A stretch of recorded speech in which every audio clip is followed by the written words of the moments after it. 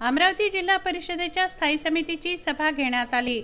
जनसुविधा निधी वापस गेल्यास कार्यकारी अभियंता व बीडीओ दोषी राहणार असा इशारा सदस्य बबलू देशमुख यांनी सभागृहात दिला।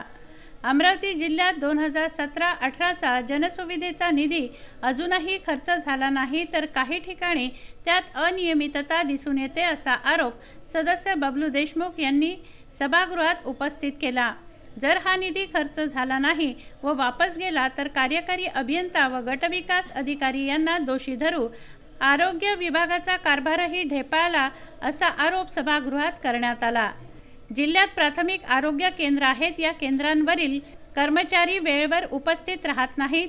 ओपीडी दुपारी 12 नंतर उघडतात, यावर सदस्य आक्रमक झाले। जिल्हा आरोग्य अधिकाऱ्यांना त्यांनी चांगलेच धारेवर धरले। सुरेंद्र बिसने, विदर्भ न्यूज, अमरावती। सगळ्यात मोठा जर गरज असेल आरोग्याच्या संबंधित ते आहेत प्राथमिक आरोग्य केंद्र आणि उपकेंद्र।